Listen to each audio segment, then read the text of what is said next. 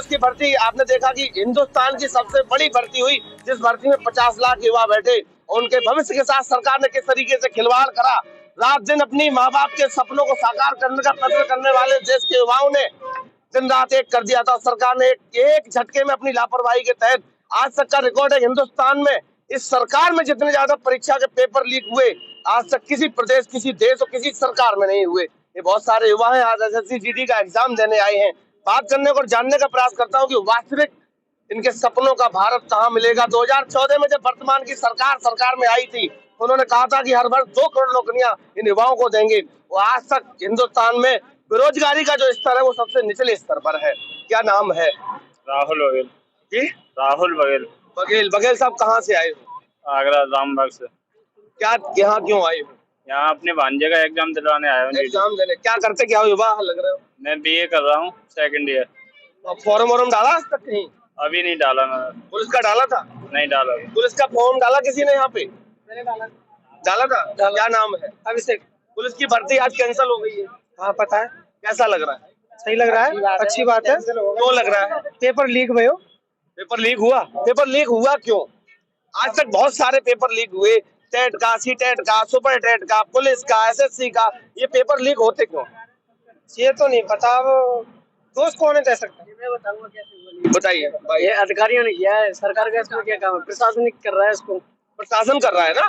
सरकार का उत्तर, अगर प्रशासन पेपर लीक करता है तो सरकार का उत्तरदायित्व क्या है? सरकार का उत्तरदायित्व उनको पूरी उसे करके नहीं है उनको, जिसने टीम है जिसने लीक किया उनको। इस सरकार का नाम है बुलडोजर सरकार। क्या उन अधिकारियों के घर पे बुलडोजर चलना चाहिए?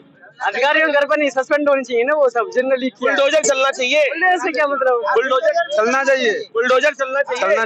इतने सारे पेपर लीक हुए, आज तक किसी के घर में बुलडोजर नहीं चला, क्यों? वो सर सरकार जाने, हमको क्या पता। फिर क्या समझते हो, ये प्रशासन और सरकार की मिली भगत है? बिल्कुल सर, बिल्कुल बिल्कुल। मिली गलत नहीं है ये अधिकारियों को। अधिकारी में कार्रवाई क्यों नहीं होती अगर अधिकारी दोषी है? अधिकारियों में कार्रवाई होगी ना, धीरे धीरे हो रही है अधिकारियों में। आज तक जांच चल रही है अधिकारियों की। अभी तक पिछले 7 साल से और 10 साल में बहुत सारे पेपर लीक, कब तक जांच चलेगी? जांच चलेगी, जांच के बाद पकड़े। आज तक थाने गए? आज तक थाने गए कभी?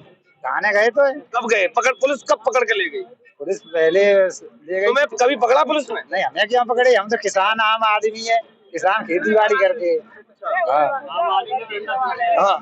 मैं ये कहना चाहती हूँ, जो मतलब योगी जी ने कहा था कि जो मतलब जिला अधिकारी है उनके ऊपर सौंपी गई थी, ठीक है, परीक्षा, फिर भी परीक्षा रद्द की गई, तो बस उसकी जिम्मेदारी तो सरकार की है ना, जो देश चला रहे उन लोगों की है ना इसकी। तो ये तुम्हारे साथी युवा पेपर देने ये कह रहे सरकार की जिम्मेदारी, ये तो अधिकारी करते हैं। अधिकारी के ऊपर उन्होंने दिया है तो फिर अधिकारी क्यों करेंगे भाई? अधिकारी को नौकरी अपनी वो नहीं है, उनकी भी तो नौकरी जा सकती है ना।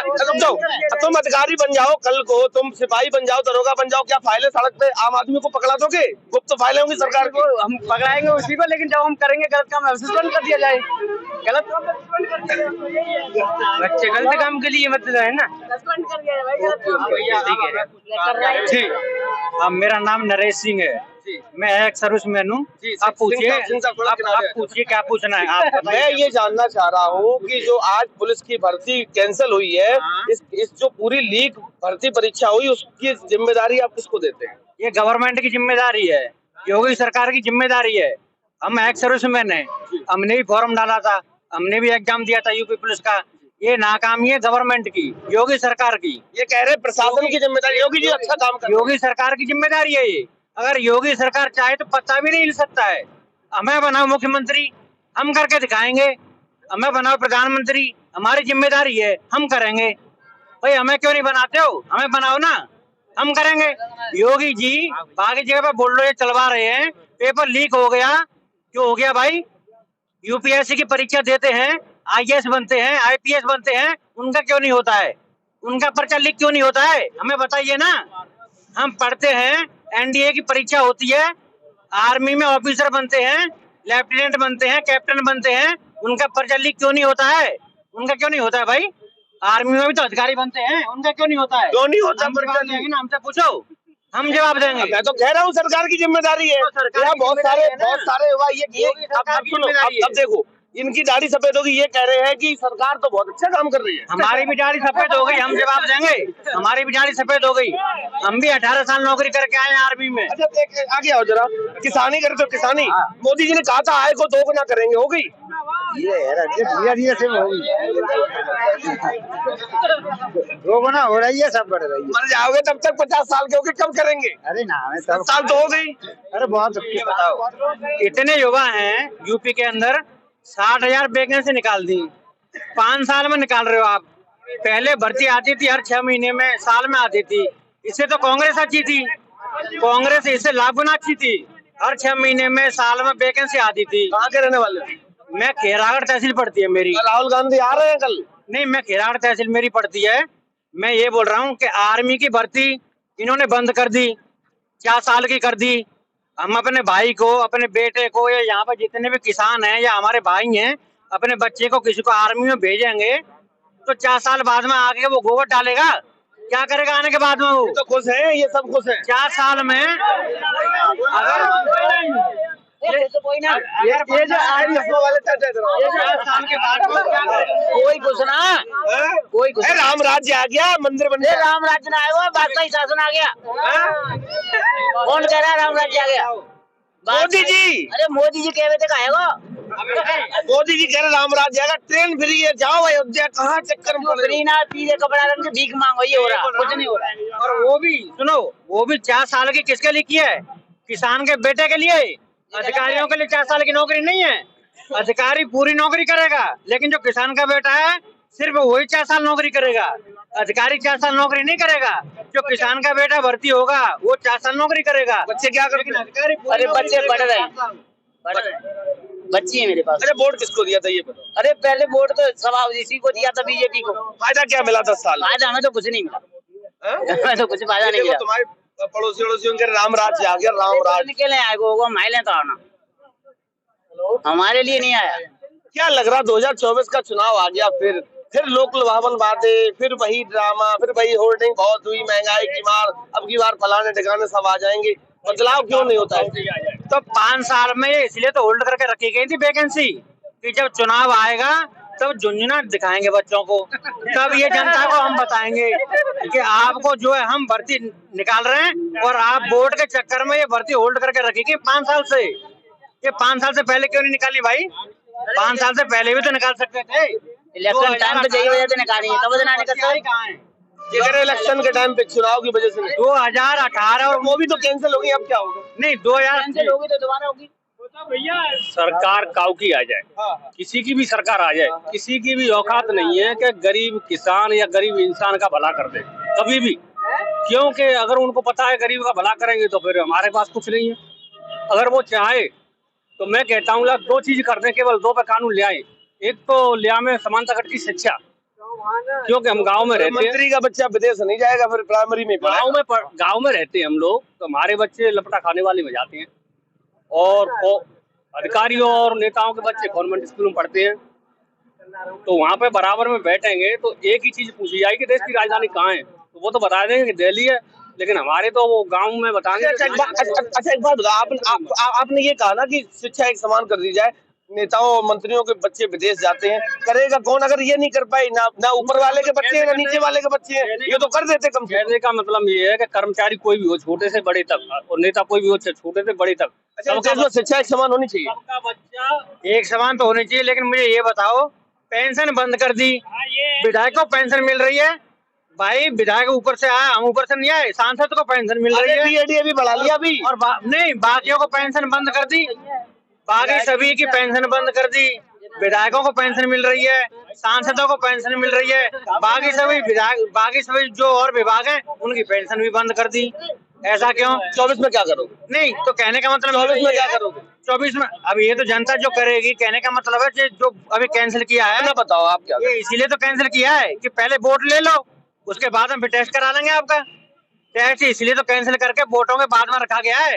लॉलीपॉप, जो लॉलीपॉप अभी दिया है, ये किसने दिया है कि अभी जो कब तक लॉलीपॉप लेते रहेंगे युवा इस देश के? लॉलीपॉप कब तक चलता रहेगा? कभी तो समझेंगे।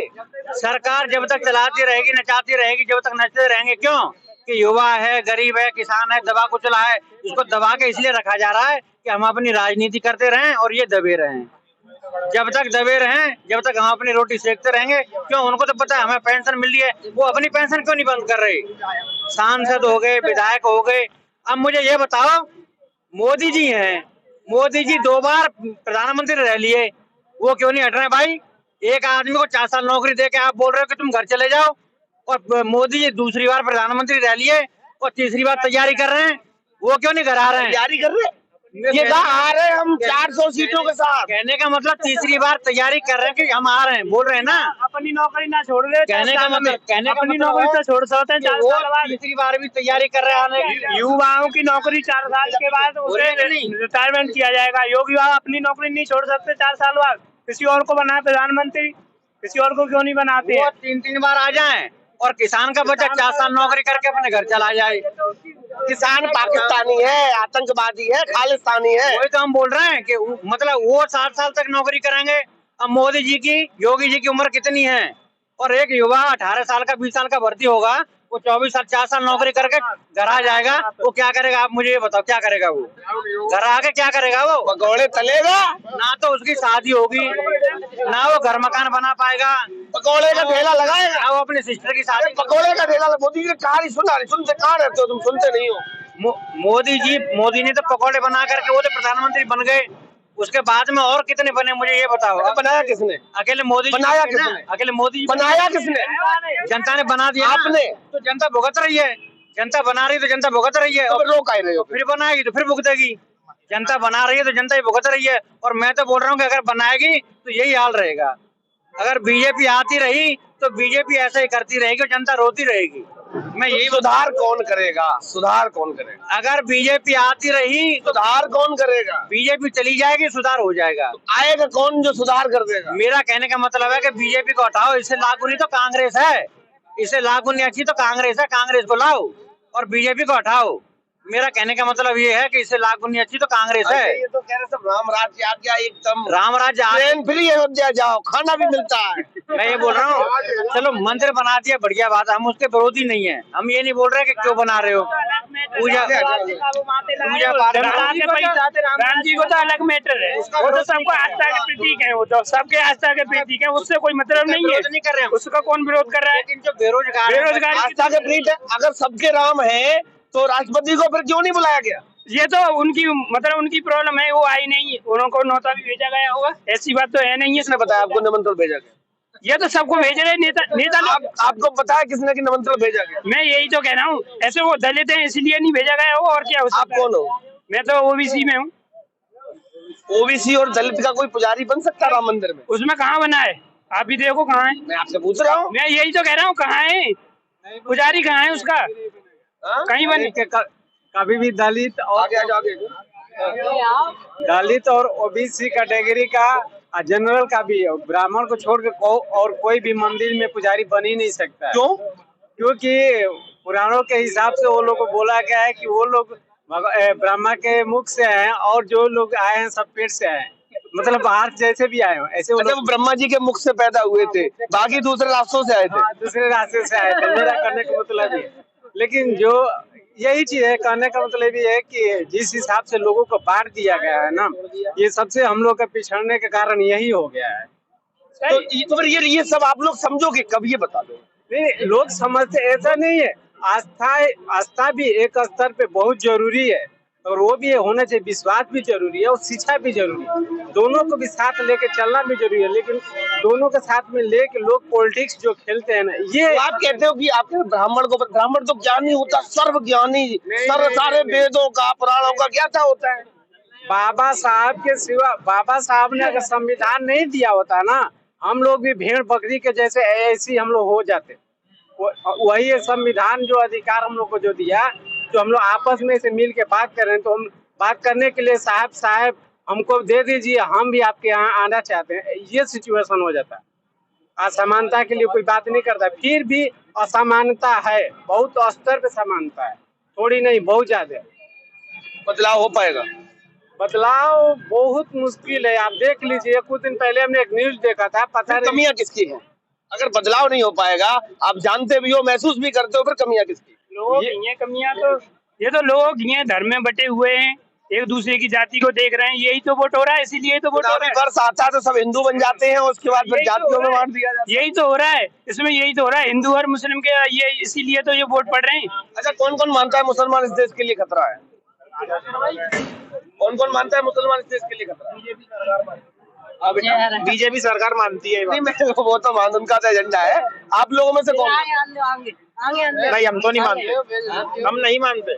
सब भाई हैं, हिंदू मुस्लिम सब भाई हैं। केवल गवर्नमेंट ने बना रखा है, केवल गवर्नमेंट ने बना रखा है, कोई खतरा नहीं है किसी के लिए। आपके आसपास कोई मुसलमान रहता है? हाँ, मेरे दोस्त हैं, बहुत है मुसलमान हैं। कभी उनके अंदर ऐसा कोई भाव देखा जो कट्टरता का हो, देश के लिए खतरनाक हो?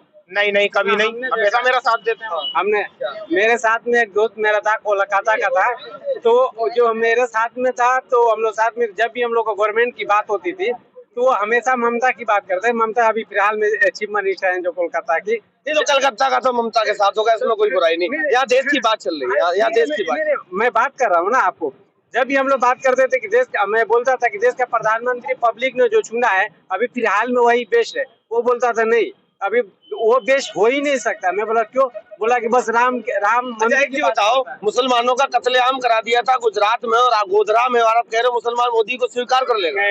अगर ऐसी आप बात कर रहे हैं तो आप कश्मीर का मुद्दे को लेकर। मैं नहीं कह रहा, मैं नहीं, मेरे को क्यों कहते हो? मैं कह रहा हूँ मतलब लोग बोलते होंगे, लोग बोलते हैं कि गोधरा में जो हुआ है, हम उस चीज को एक्सेप्ट करते हैं, सपोज अगर ऐसा हुआ होगा तो। लेकिन जो कश्मीर में जो हिंदू मुस्लिमों के साथ में जिस हिसाब से लोगों को बेरहमी से काट के मार दिया गया और लोगों को वहां से भगा दिया गया, उसका जिम्मेदार कौन है? फिर तो मोदी ठीक है ना। अगर उस स्तर पर देखा जाए ना, अगर गोधरा कांड अगर सही है तो एक स्तर पर कश्मीर भी सही है। अगर अच्छा, संविधान के साथ छेड़छाड़ हो रही है?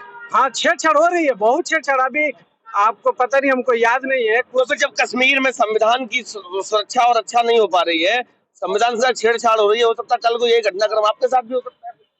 नहीं, संविधान को मानते हो? मैं बहुत संविधान का ही है कि हम लोग एक वजह से इतना बोल पा रहे हो, तो लगातार मेरे साथ बने रहिए। ये जी कुछ कहना चाहते थे?